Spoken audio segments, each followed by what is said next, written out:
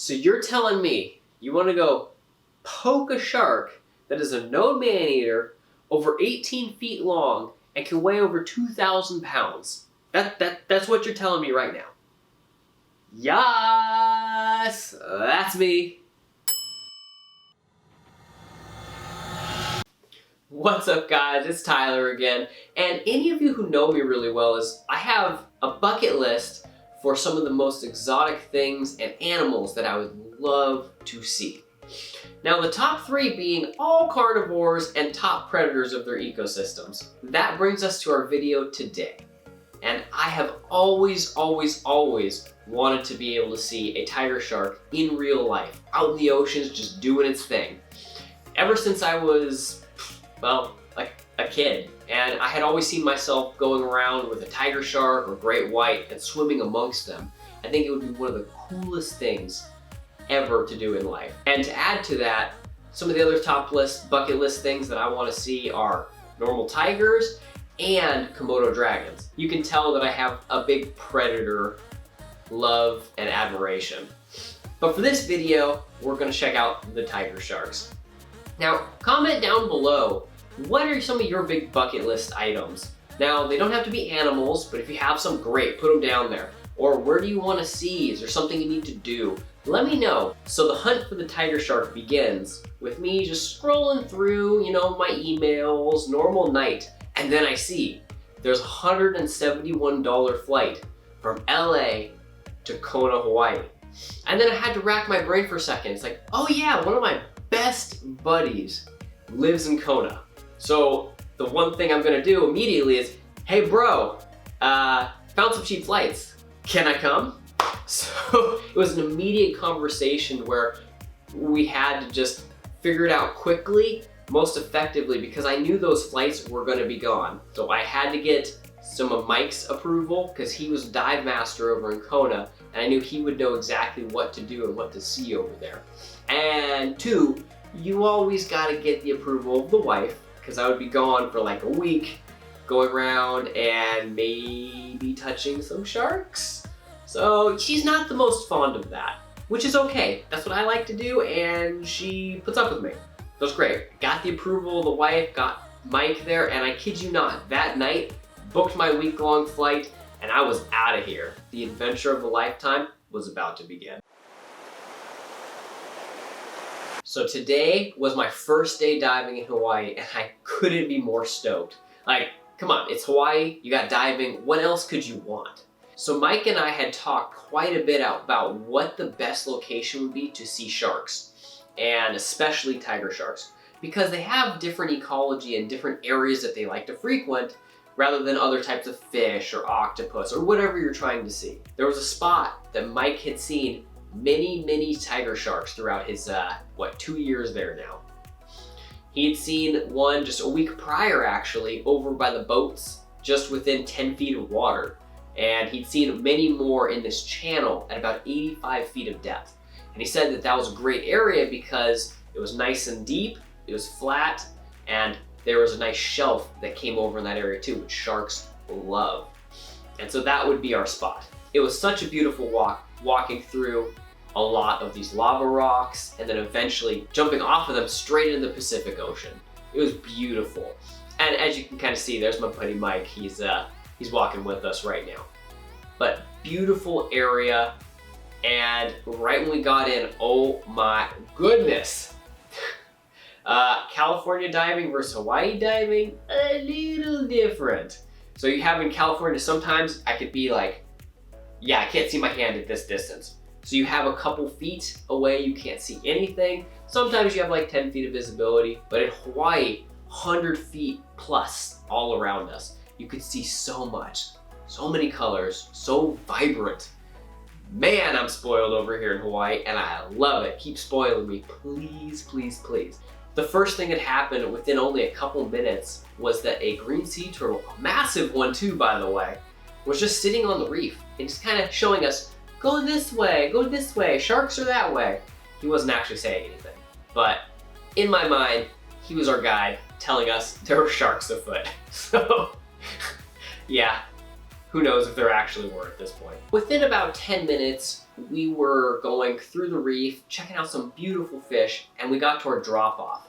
Now this drop-off was kind of different because we had behind us, we had reef. In front of us, it was sand. All sand in the open blue water. And so we went out there, and this was now getting us to a depth of about 80, 85 feet. That was the perfect location for where we would see the tiger sharks.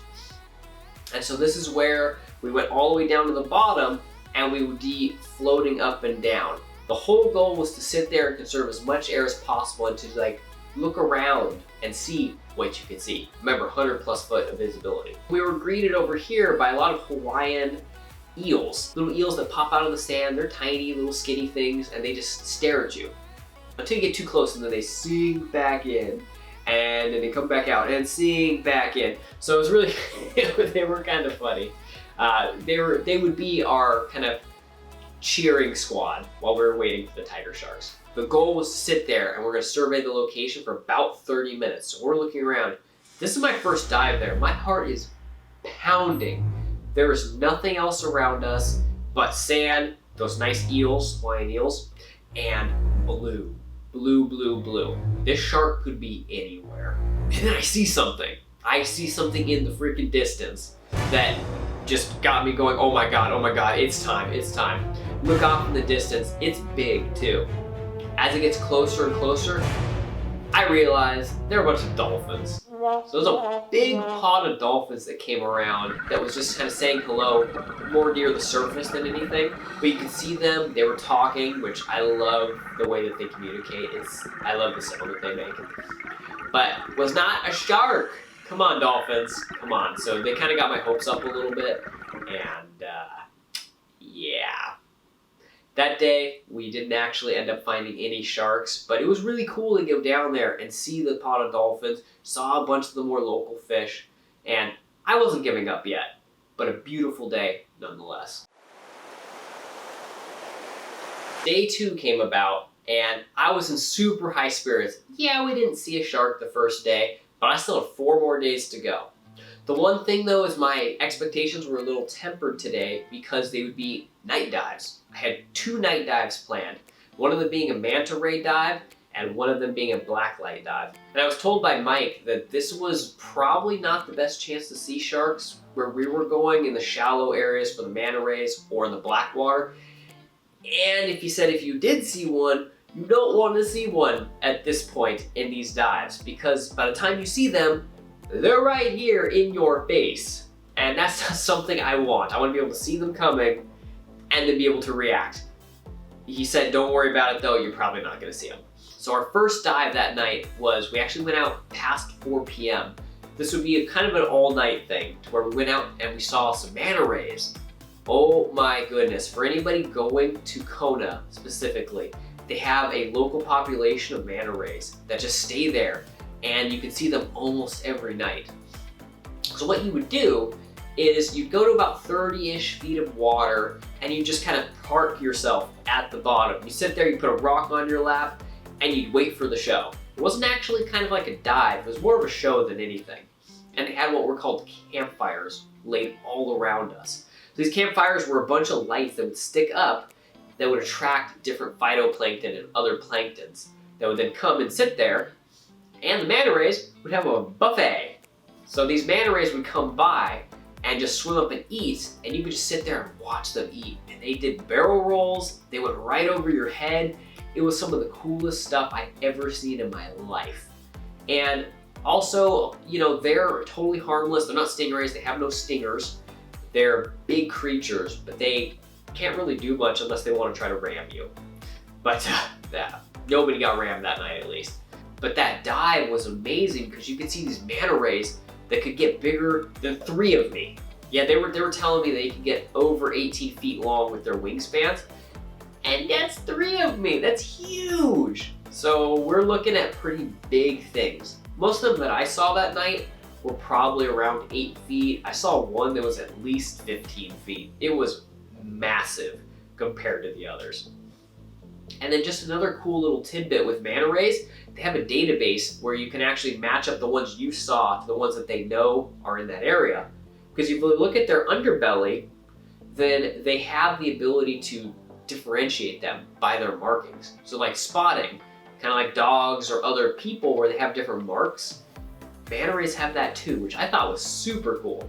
I don't entirely know which ones I saw that night, but that's okay. We saw a couple and it was awesome. And then another thing that happened that night too was one of the dive masters flipped over one of the containers. There was a big moray eel. And I think they called him, was it Fred or Greg, something like that. And so he actually came right at me. And if you've seen moray eels, they have big teeth and you don't want to get a bite at all.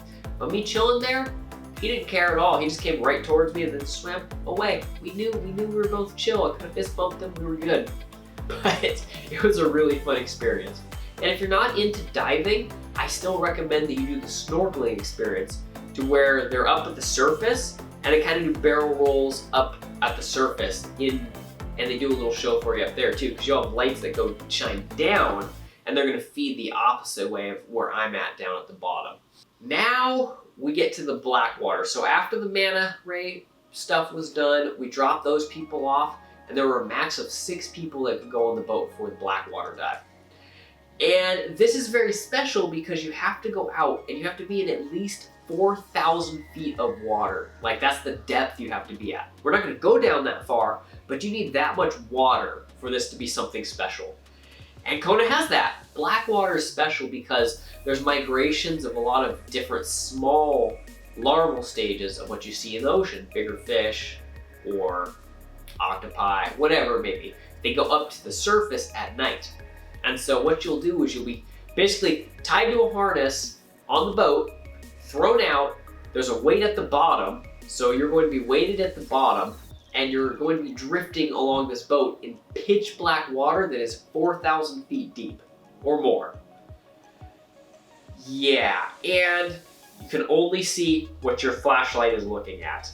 So let me tell you, I've done some dives now and this is the one that I was most freaked out about. Yeah. And not to mention too, Mike told me a couple weeks prior to that, there was a shark attack incident while they were doing this at night. Yeah. So, of course I still did it, but that was my hesitation. And just a little thing though with that shark attack, cookie cutter shark, they're pretty small, but the guy got bit on the head and he was fine, he was laughing about it, but there was a lot of blood. And he was good, all is well. I just hope I don't get that too. Either way, the black water dive was something like you've never seen before in your life. You jumped in, it is pitch black water. You can see where your light is, but what you see is like nothing I've seen. It's another world entirely. You'll see neon lights strobing around. You'll see things move in ways that are just don't look right. You'll see squid of all shapes and sizes, like some ran into me because they were schooling right next to me. And it freaks you out when you don't know what bumped you, and then you shine your light and you're like, okay, oh my God, okay, woo. But I wish I could get better footage of that, but it was pitch black and GoPros aren't good in low light like that. So take my word for it, if you can do that type of dive and you're up for it, it's a little more advanced, but I would recommend it because what the heck did I see? I still don't know to this day what I saw there. But again, no sharks, got back at midnight. I'm beat at this point, so let's get to the next day. Day 3 is very similar to what I did day 1, going back to the harbor because that's where they like to sit, and that's where they love to go through that channel. The plan was simple. Get in, get out there as quickly as we can without using most of our air, and sit at 85 feet. This time, it felt different. I knew what I was going to expect for each of these areas. I had done my dives, felt more comfortable. So by the time we got down to the channel area at 85 feet, I was bobbing up and down, again looking around in my surroundings. But it was a weird sense of euphoria and kind of zen that I had mixed in one area because I was sitting there so calm and relaxed. I don't think I've ever been that relaxed any other time in my life. Even if I saw nothing else, that day was something that I will remember forever in my diving career, where you just go and you relax and you're just there in the environment. It feels weird, but I felt the tiger sharks were coming to me. and they would be there at some point. And so again, we had about 30 minutes down at the bottom, just relaxing. I had my buds, the Hawaiian garden eels. I see a huge shape coming around the side. Not as high up, but this time coming a little farther forward. And it was those damn dolphins again. Ugh! Can those dolphins just stay away? Apparently not. But at this point, like, it was cool to see them the first day, but now I legitimately think they're taunting us, and they are totally dissing us in their own language or whatnot. But unfortunately, our 30 minutes came up, and that was it for the day. We had to head on back. Our air was running out, so we slowly kept going back. I was kicking, trying to watch my back, just hoping that something would come. And then we'd go right to the edge of our air if we saw something. But unfortunately that didn't happen. But we did see a Hawaiian red lionfish, which are quite rare around those areas. They're native, they're awesome. They're a little bit smaller type of lionfish. Those are the ones that you have to watch out for with the spines on the top and the sides that you don't want to get a sting from. But pretty easy to not get hit by those if you just kind of chill. Either way, I got 2 days left. Let's find some sharks.